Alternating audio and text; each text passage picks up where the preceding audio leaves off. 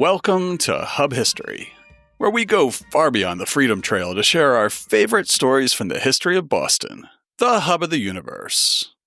This is episode 330, George Washington Takes Command at Cambridge, featuring the American Revolution podcast. Hi, I'm Jake. This week, I'm talking about yet another important anniversary as we continue to commemorate America's 250th birthday. On July 3, 1775, George Washington assumed command of the newly created Continental Army at their headquarters in Cambridge. And that's what we're going to talk about this week, with the help of Mike Troy from the American Revolution podcast. If you listened to the last episode of the show, you know that Mike Troy was my guest, and we discussed the Battle of Bunker Hill. After the recorder was turned off, he asked if he could release that interview in his podcast feed as a guest episode. And of course I said yes, but I also said that he should let me release one of his episodes to make it a true episode swap.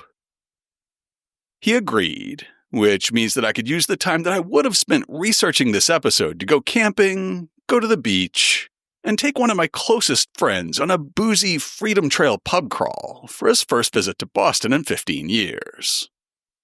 With that in mind, I'm going to play part of episode 64 of the American Revolution podcast, which was titled The Second Continental Congress Begins, and then all of episode 67, Washington Takes Command. Both of these episodes originally aired on the American Revolution podcast in the fall of 2018. They're going to allow Mike to tell us why the Continental Army was created, how George Washington was chosen as our first commander-in-chief, and the challenges that George Washington faced upon taking command in Cambridge 250 years ago this week. Now, if you'll recall, the First Continental Congress was convened in Philadelphia in September 1774. It was meant as a way for the unruly colonies to coordinate their response to the intolerable acts, which Parliament had passed to punish the colonies collectively for the Boston Tea Party the preceding December. This was the first time that all 13 of the colonies that would eventually declare independence from Great Britain met together in a single governing body. Although that first Congress didn't have the power to pass laws or to compel the individual colonies to action. The 56 representatives met for less than 2 months before agreeing to promote a boycott on British goods and creating a Continental Association to coordinate their efforts.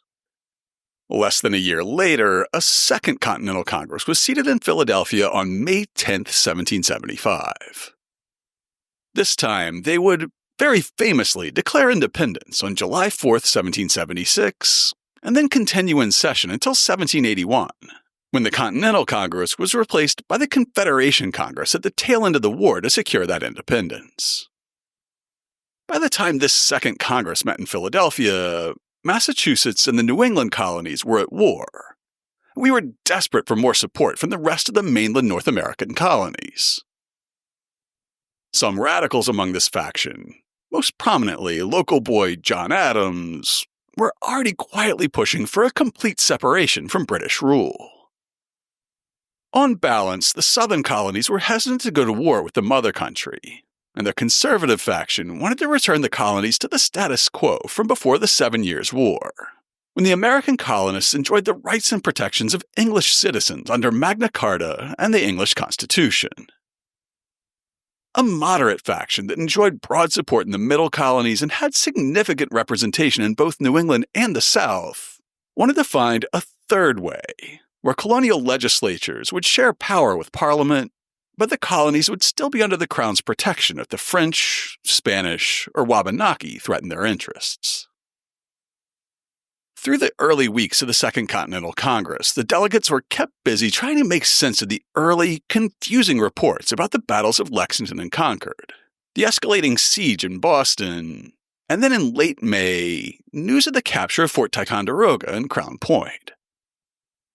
Representatives from New York were understandably upset that the Massachusetts Committee of Safety had ordered soldiers from Connecticut and Vermont to invade a New York fort. While John Adams attempted to negotiate a compromise where New York would get the forts, but turn over the cannons to Massachusetts in an attempt to break the siege of Boston, John Dickinson of Pennsylvania courted support for a compromise plan to negotiate a quick end to hostilities. Finally, at the beginning of June, Dickinson's proposal failed, and Congress was ready to turn its attention to creating an army. Now, Mike Troy is going to get us up to speed in a short clip from his 64th episode. And you'll hear a bit more from me in about 10 or 12 minutes. It was clear that the Massachusetts Provincial Congress was in over its head. The Massachusetts delegation had been pushing all along to get the other colonies more involved in the fighting. When Benjamin Church arrived with news from Boston and Joseph Warren's request that Congress take control of its army, Congress got down to business. After a few days of debate, Congress agreed to support a 10,000-man army in Massachusetts and a 5,000-man army in New York. The army in Massachusetts already far exceeded 10,000 men, so I guess not all of them would be able to go on the Continental payroll. Many of those besieging Boston were happy to stay in their militia and not join this new Continental Army. The New York Army would need to incorporate New York militia, which had not flocked to Boston in significant numbers. But with the capture of Crown Point and Ticonderoga, New York would likely have to defend against a British invasion from Canada. Congress also made an effort to ensure some of the middle colonies at least got involved in the conflict. It called for 6 companies of riflemen to be raised in Pennsylvania, still one of the most reluctant colonies to commit to the cause. Maryland and Virginia would also raise 2 companies of riflemen each. To pay for all of this, Congress authorized raising $2 million Spanish dollars. Now this act alone probably needs explanation on multiple levels. First, why are we using Spanish dollars instead of pounds? The Spanish silver dollar had become common currency throughout the Americas. Spanish colonial gold and silver mines had sent their product to mints also in Latin America, meaning lots of this hard money circulated all over the Western Hemisphere. A shortage of British hard currency in America caused colonists to turn to Spanish dollars. About 4 Spanish dollars was worth about 1 British pound. Spanish dollars were often broken up into eighths. I mean, they literally broke the coin into pieces. And this is where we get the term pieces of 8 that you sometimes hear used in pirate movies. The pieces were also called bits, which is why today we still call a quarter of a dollar 2 bits. Calculating the authorization in Spanish dollars meant that no single colonial currency would be involved, and that the authorization would likely hold its value, unlike colonial currencies, which often sank with inflation. So where did Congress get the authority to do this? The Continental Congress really was just a meeting of colonial delegates to discuss foreign policy. It had no authority to raise taxes or spend large sums of money. The Congress decided to simply act on its own. It called on each of the colonies to pony up the necessary funds. Now, success in collecting that money was mixed at best and would prove an ongoing problem for the next decade or so. But for now, Congress would issue paper notes, essentially IOUs, promising to pay the bearer in Spanish hard currency at some point when they could get their hands on it. For now, we cannot worry about money. We've got a war to fight. And, maybe we'll all be dead before the bills come due anyway. So having approved the creation of an army, Congress next had to select someone to lead it. Doing this was no easy task. First, there were no experienced generals in America, unless you count militia generals, many of whom may never have even seen combat, or those guys in Massachusetts that the Provincial Congress made generals a few weeks earlier. This new leader would have to create a whole new army and put it into battle against British regulars almost immediately. But military ability was only one consideration. Another was loyalty to Congress. Next to defeat, the greatest fear of many delegates was that they would create a successful general who would become the next Oliver Cromwell, the Puritan general who overthrew King Charles I and then Parliament a century earlier. Armies had a way of turning into dictatorships. Any military leader could not have anything even hinting at such an inclination. Another consideration was diversity. Political leaders wanted to make sure the new commanders would represent many different colonies. If all the colonies were going to participate in the fighting, They simply could not be seen as joining a Massachusetts army. A Continental Army had to be truly continental, with leaders from the North, South, and Middle. Congress considered a number of people, and although this debate did not make it into the records, we know from letters and other recollections what delegates were debating among themselves, probably mostly in evening discussions at taverns over a few beers. One of the top military leaders allied with the Patriot cause was Charles Lee of Virginia. He had served as a lieutenant colonel in the British Army. He had seen combat in America and Europe during the 7 Years' War. He had served in Polish and Portuguese armies to get more battlefield experience when Britain was at peace. But unable to secure a full colonelcy, Lee retired from the Army and moved to Virginia in 1773. Now he was in Philadelphia offering his services to Congress. Despite his battlefield experience, Lee was a professional soldier and a bit of a mercenary, having served in several foreign armies. Congress was not quite ready to hand over command to someone who might not be completely dedicated to the political cause. Another consideration was Artemus Ward, the current commander-in-chief of the Massachusetts Provincial Army, since he was already essentially doing the job. But Ward was old and had already proven sickly on several occasions. Besides, Congress really wanted to look outside of Massachusetts. Not even the Massachusetts delegation was pushing for Ward. John Hancock also got some consideration. He had been titular commander of the Massachusetts militia at one point, but he really had not commanded men in combat.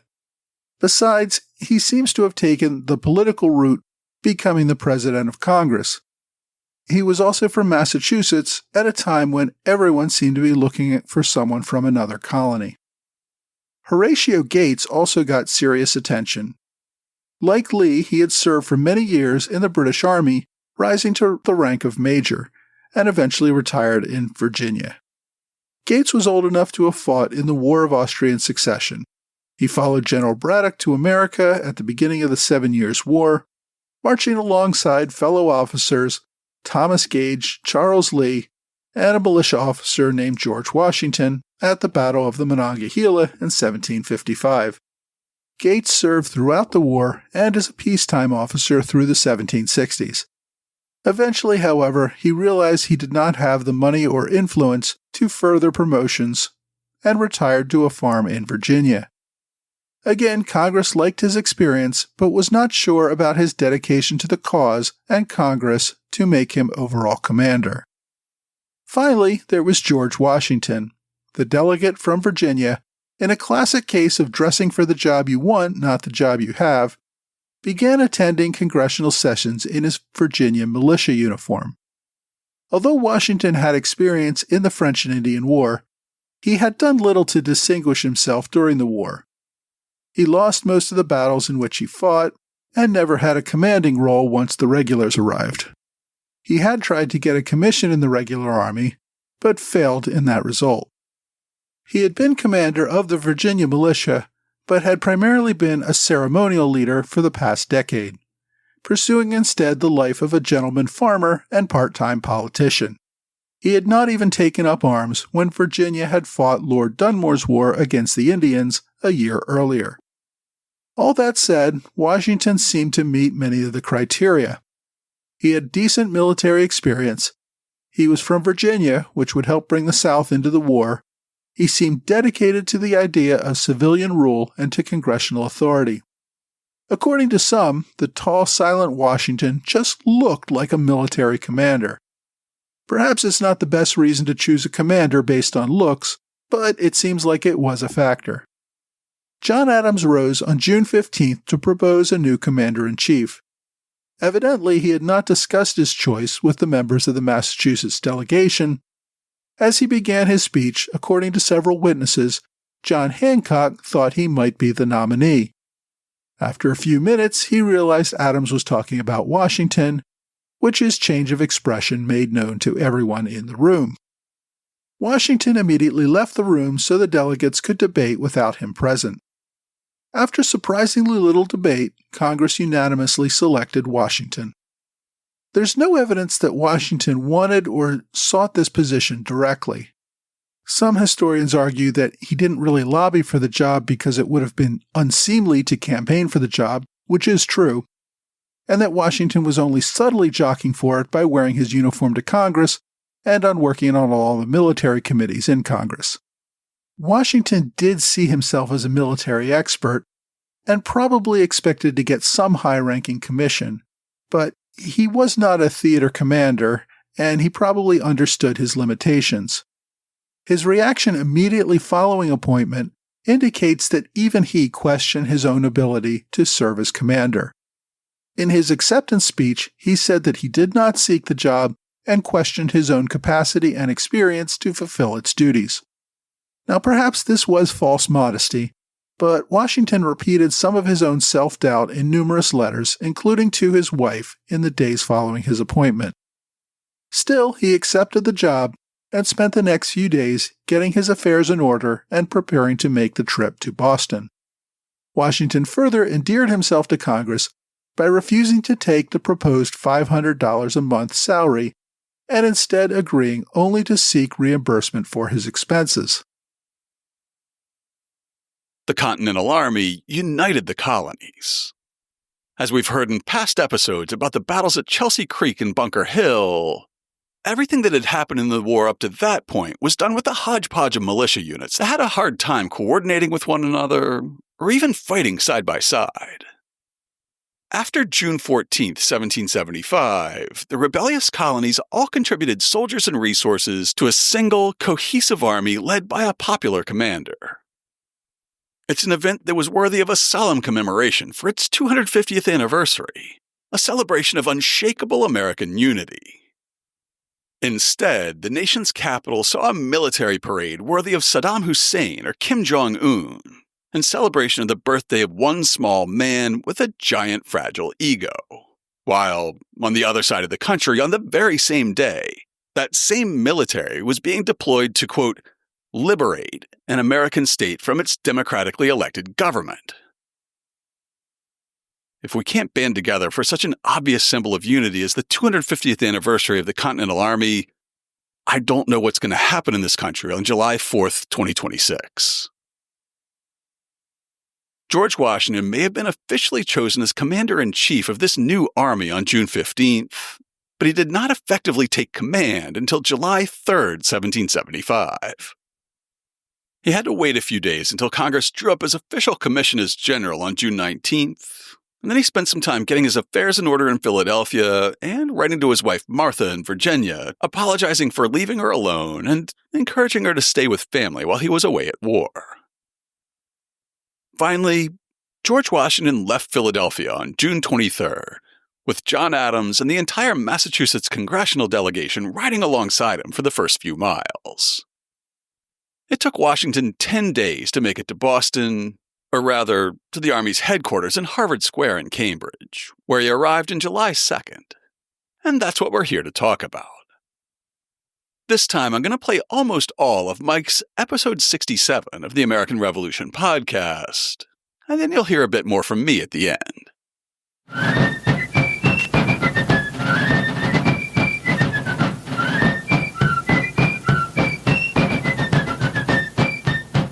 Hello, and thank you for joining the American Revolution.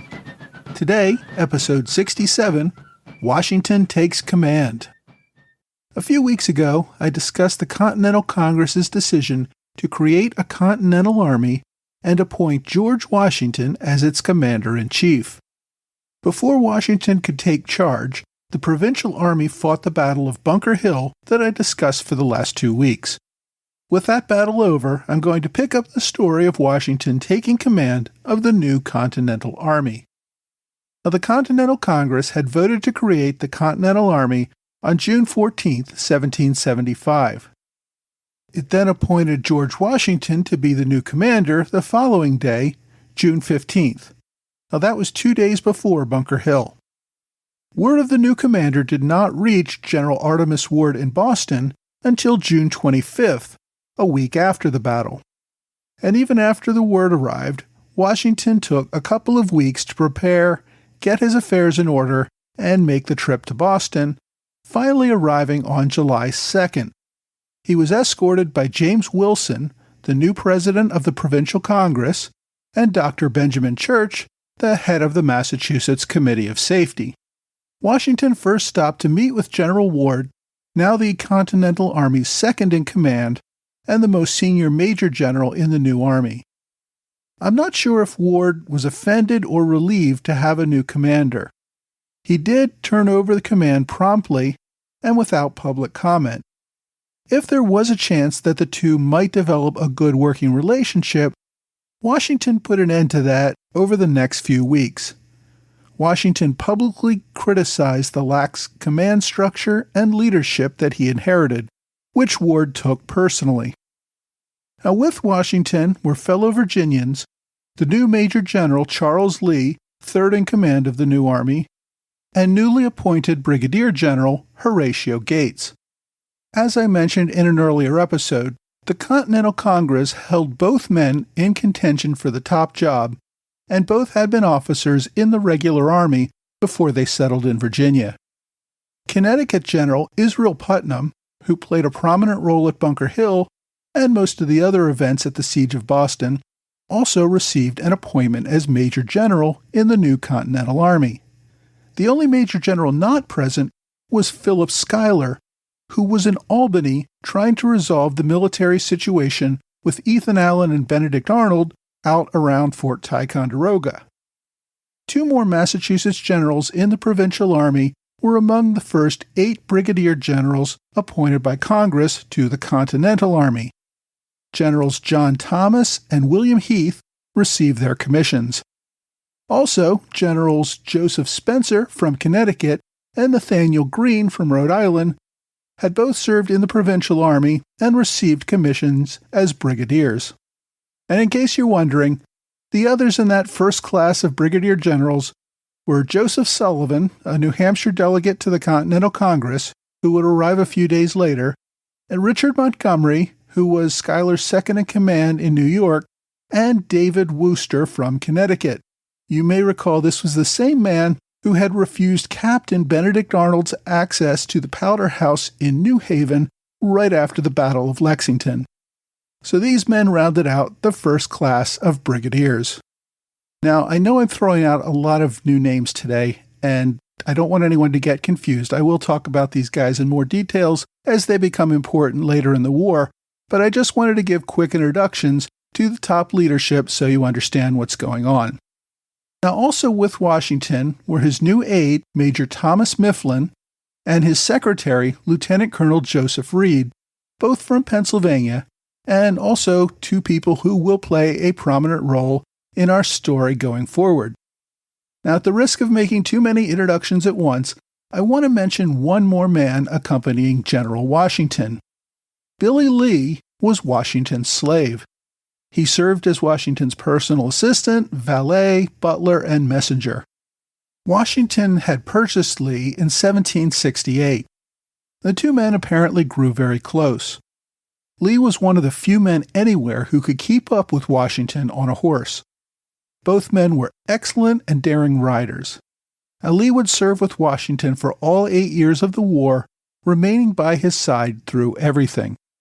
It's unclear if Washington ever confided in Lee, because if he did, Lee never betrayed that confidence. It was clear that Washington was close with Lee and appreciated his services. When Washington died, Lee was the only slave that Washington freed outright. He also granted Lee a pension for the remainder of his life. I've already given some background on the new generals, and I will probably need to provide some more background on more of them in future episodes. But today, I really want to focus on Washington himself. Now, hopefully everybody knows who George Washington is, and there are literally over 1,000 published biographies about the man, almost all of which are going to be better than this brief summary. But in the interest of being thorough, here is a brief background. Washington was one of the earliest people I introduced in this podcast, way back in episode 5. There, as a young man, he blundered into the Ohio Valley and kicked off the 7 Years' War between Britain and France, known in America as the French and Indian War. In 1759, as the French and Indian War was nearing its end, Washington married Martha Custis, a wealthy widow with 2 children of her own.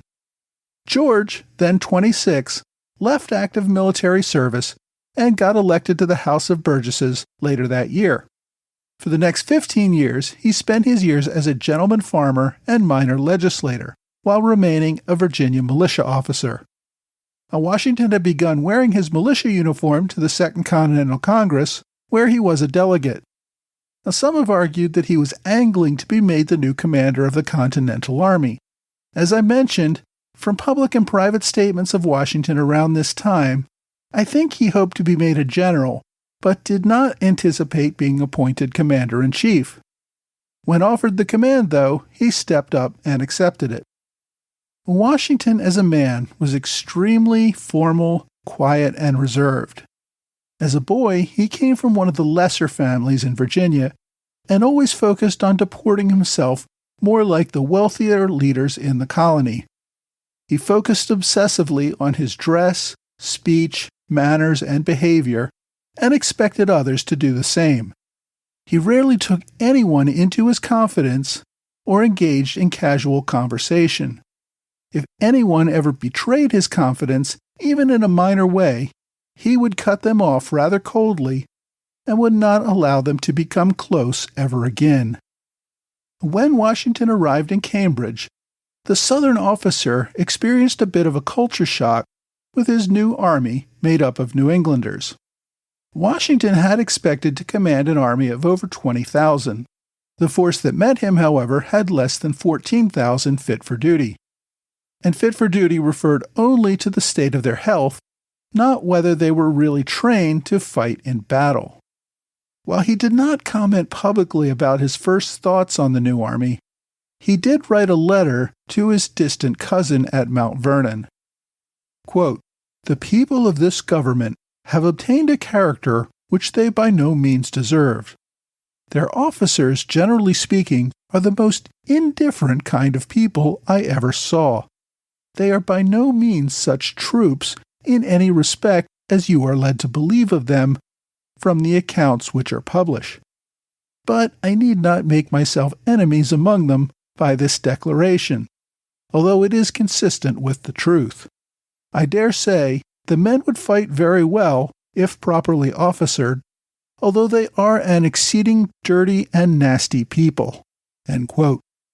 Washington was shocked at the level of disorganization, that soldiers and officers did not respect the chain of command, and that blacks and whites were fighting alongside one another. He immediately began to try to change all of these things. Now, one of the things, though, that helped make Washington great was his ability to accept advice and to change his views when convinced of a better idea. Washington initially ordered the dismissal of all black troops in the Army. As a Virginian, he was raised with the concern that armed blacks created the risk of a slave insurrection. New Englanders, though, had no such fears. Free whites outnumbered both slaves and free blacks combined by overwhelming numbers in New England. Convinced by his New England officers that dismissing the black troops was a bad idea, he soon reversed himself and permitted the racially integrated units to continue. Over time, he grew to admire and appreciate the capabilities of these men. His concerns about organization, deportment, and the chain of command, though, did require change. After personally inspecting the lines and getting numerous reports on the state of his new army, one of Washington's first actions was to hold several courts-martial to remove officers who had exhibited cowardice during the Battle of Bunker Hill. He also took an inventory of his army, including men, arms, and supplies. He did away with the right of soldiers to elect their officers. All Continental officers would receive a commission from the Continental Congress. Washington knew that an effective army needed discipline. He issued rules against profanity, drunkenness, and gambling. Officers and men had to attend daily religious services. Violations could be punished with floggings. He ordered officers to improve the neatness and appearance of their men and the camps, keep their men from wandering away from camp without orders, and crack down on the destruction of private property. The new commander issued an order for sentries not to communicate with the enemy. Now, banning unauthorized fraternization with the enemy might seem an obvious thing, but you have to remember that the soldiers on the front lines at Boston Neck or Charleston Neck often stood within shouting distance of their counterparts as the other side. So such conversations just seem natural, even if it was just yelling at each other or even sometimes joking banter. Such conversations, however, were banned, as was any correspondence with the enemy. Now, supplies were also a primary concern for Washington. He tried to get Congress to buy more shirts for the Army. He really wanted whole uniforms, but realized that this was impossible for now. Many men had been wearing the same unwashed shirts for months, reducing them to rags.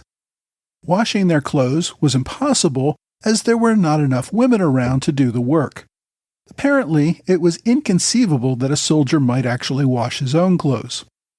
So new shirts would go a long way toward improving morale. Congress, however, could not come up with the money even for that. And instead of uniforms, Washington ordered his generals and aides to wear ribbons over their shoulders, much like a Miss America sash. Washington wore a light blue sash, his generals wore pink, and his aides wore green sashes. Field officers would wear colored cockades, a smaller ribbon tied in a bow, in their hats. Washington organized his army into 3 divisions, one for each of the major generals present in Boston. He put General Ward in charge of the Army's right at Roxbury, defending Boston Neck. General Lee took charge of the left, which included the defense of Charlestown Neck against the British on Bunker Hill. General Putnam commanded the center at Cambridge under Washington's direct supervision. Now, Washington may have expected that the men in his new army would need training and discipline. What really shocked him was the lack of ammunition and supplies. Originally, his aides told him that the army had just over 300 barrels of gunpowder, enough to give each soldier about 1 full cartridge box and not much more, and that was not even counting the needs of any artillery. That count, however, had been based on old paperwork. It had not taken into account all the powder that had been used over the past month, including the entire Battle of Bunker Hill. When his aides actually did a physical check on inventory, they found only 90 barrels for the entire army. When Washington heard the news, he was apparently struck speechless for some time. He realized that he did not have enough to fight even one battle with the British. If the British attacked at this time, his army could not fight back. Washington did not write any letters to Congress about this desperate shortage. He feared that if the enemy learned of this fact, they would march out of Boston and crush his army, as they could not even return fire for very long. In fact, the British commander, General Gage, did hear about the powder shortage. After all, he still had his spy network, including Benjamin Church, head of the Committee of Safety. Gage, however, did not believe the intelligence, thinking it was an attempt to draw him out of Boston into battle. Washington made getting more powder a priority, but it would take months to get any significant increase in stock. He had to issue orders banning any firing practice or unauthorized discharges in order to conserve what little powder they had.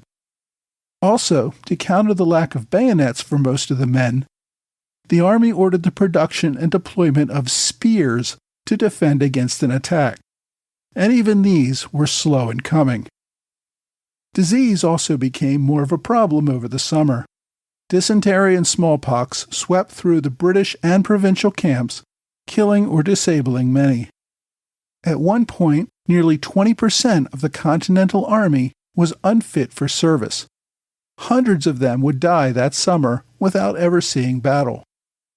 In late July, Washington appointed Dr. Benjamin Church as head of the newly formed Hospital Department, a position that would later be referenced as Surgeon General.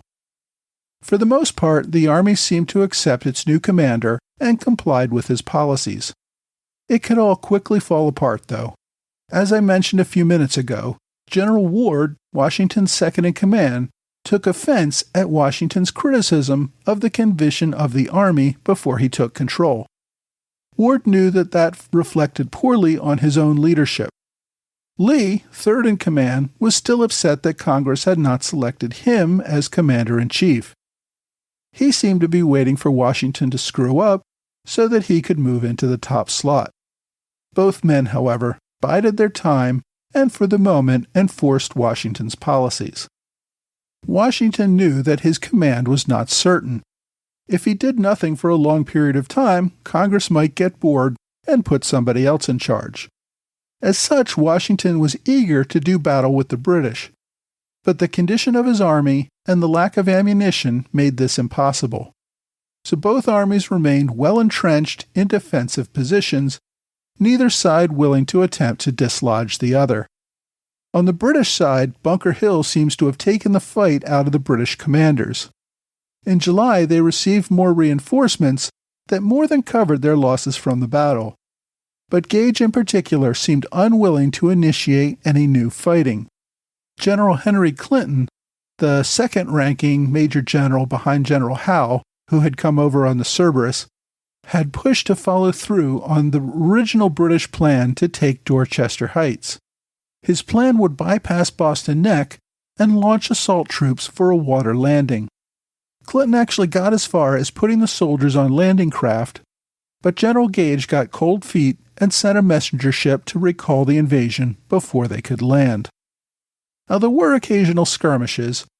In the days following Washington's arrival, there were apparently several minor attacks and counterattacks near Boston Neck. The British troops attacked defenders at Roxbury, possibly in an attempt to capture some stray cattle between the lines. After that, General Ward issued an order calling for any cattle straying beyond American lines to be shot. The Americans attacked and destroyed Brown's Tavern, a small building on Boston Neck occupied by the British regulars. The British would launch another raid a few weeks later, attacking Americans who were trying to reinforce and extend their defensive lines. The Americans would use the distraction of this attack to launch a successful attack of their own on the lighthouse on Lighthouse Island. Taking out the lighthouse would make night movements for the British Navy a little more difficult. So that night, the British crew sent a construction crew with 30 Marines as guards to go out and repair the lighthouse. They were still working on the construction the following morning when Patriots launched another attack on the island, this time capturing the construction crew and the Marines, and once again burning down the repaired lighthouse. The arrival of new Continental rifle units from Virginia and Pennsylvania created new excitement. Riflemen liked to show off their skills by firing on sentries across the river in Boston. Now, somehow the regulars captured one of these riflemen. It's not clear whether they captured him alive and then hanged him, or simply hanged his dead body after they killed him. Either way, the hanging body appeared in Boston in view of the Continental lines on August 2nd. Enraged riflemen received permission to fire on regulars in Boston, which they did with great zeal for the rest of the day, killing or wounding an unspecified number. British muskets were too far away to return fire, but artillery could, and one rifleman died from a well-placed cannonball. These are only a few examples of the ongoing small-time skirmishing that kept both armies on alert. A slightly larger skirmish occurred on August 26th when Washington ordered the occupation of Plowed Hill, a small hill across the river to the north of Bunker Hill. Overnight, 1,200 Continentals entrenched their position on the hill, giving them a good position across the river against the British on Bunker Hill.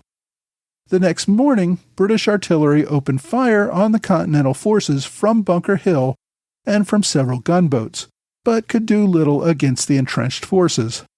They did manage to kill or injure a few soldiers who ran out of the bunkers to collect British cannonballs.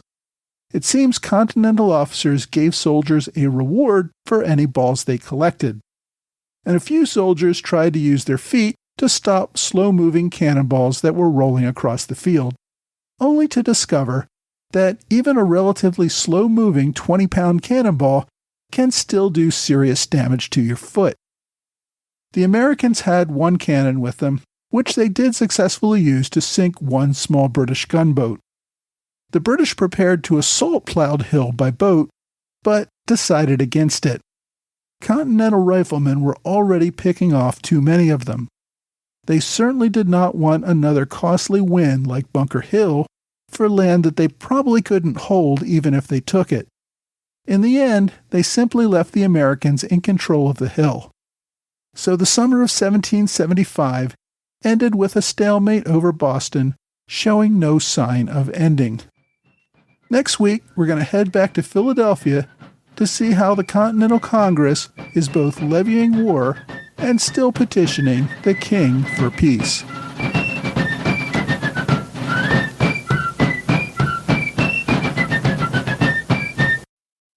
This week's episode is special because it's so easy to walk in George Washington's footsteps and immerse yourself in Revolutionary history in an unexpected place. You wouldn't think of the humble 66 bus as a prime way to tour a Revolutionary War site, but if you board the 66 at the end of the line in Harvard Square, that's exactly what you'll be doing. Years ago, I used to live in Mission Hill, so I'd take the 66 to work in Alston, to woo co-host emerita Nikki, who lived in Watertown on the 70 bus, and I gotta tell you, we must have been destined for one another because a 70 bus, 66 bus romance just seems doomed to fail. And I'd take the 66 bus to some of my favorite bars in Harvard Square, most of which don't exist anymore. When I'd stand at the bus stop on Dawes Island waiting to go home from Harvard Square, I'd sometimes look down and idly wonder why there were about 24 bronze horseshoes embedded in the sidewalk under my feet.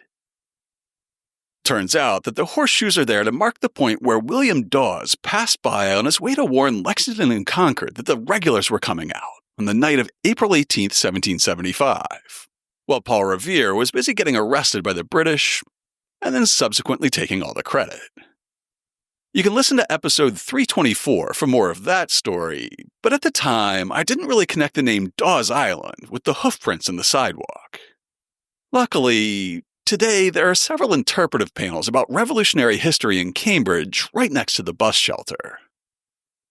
After you've read those, carefully cross the turn lanes where cars turn from Mass Ave onto Garden Street, walk into Cambridge Common, and follow the paved path on your left until you see some old cannons on a circular plaza. Legend has it that on July 4th, 1775, the day after he formally assumed command of the new Continental Army in Cambridge, George Washington assembled the troops and had them parade across Cambridge Common while he watched from the shade of an elm tree that stood on this spot until it fell in 1923. To learn more about George Washington taking command at Cambridge, check out this week's show notes at hubhistory.com/330. An enormous thank you to Mike Troy of the American Revolution podcast this week. Not only did he allow me to release his episode about Washington taking command of the Continental Army, he also trusted me enough to allow me to edit his episode about the beginning of the Second Continental Congress and use that as my intro. I'll have links to Spotify and Apple Podcasts for both of his episodes, as well as links to the original companion blog posts that Mike created for the American Revolution podcast episodes 64 and 67, which contain complete transcripts of the original episodes, historic paintings and other images to illustrate the story, and primary sources that you can use to dig deeper into the story of how a Virginian was chosen to command an army that was still mostly made up of New Englanders. In our own show notes, I'll have information about where you can see a descendant of the famous Washington elm on Cambridge Common, as well as more descendants, on the campus of the University of Washington in Seattle and on the grounds of the Washington State Capitol in Olympia, and San Francisco's Golden Gate Park, near the state capitol in Carson City, Nevada, and on the campus of Garrett Memorial Hospital in Oakland, Maryland, a small rural health center where randomly both my wife and my father had surgeries at different times. I'll also link to the minutes of the Second Continental Congress from June 15, 1775, when Washington was selected as Commander-in-Chief, to Washington's address to Congress the next day, the commission that made him a general on June 19, 1775, and a letter of introduction from Samuel Adams that George Washington brought with him to Cambridge so that the massholes here would know that he was a stand-up guy. I'll also link to a copy of the first orders that General George Washington issued after arriving here, as well as to newspaper articles covering his arrival here on July 2nd, 1775. Next week, we're going to take a break from the Revolutionary era and our Boston area 250th anniversaries to talk about a 19th century event that helped to inspire a Disney musical. But we'll return to the Revolution in episode 332 to talk about the 2 Continental raids on Boston Light, raids that Mike mentioned in his summary of Boston area skirmishes in the summer of 1775. After that, there are about a dozen more episodes based around the War for Independence between now and Evacuation Day next March. If you'd like to get in touch with us, you can email podcast@hubhistory.com. I still maintain profiles for Hub History on Twitter, Facebook, and Instagram, but lately when I want to do social media, I mostly post or interact with listeners over on Blue Sky. You can find me there by searching for hubhistory.com. Despite my best efforts, I still haven't been very active on Mastodon, but you can find my profile as @hubhistory@better.boston. If you've unhitched your mule from the social media wagon, just go to hubhistory.com and click on the Contact Us link. While you're on the site, hit the subscribe link and be sure that you never miss an episode. If you subscribe on Apple Podcasts, please consider writing us a brief review. If you do, drop me a line, and I'll send you a Hub History sticker as a token of appreciation. That's all for now. Stay safe out there, listeners.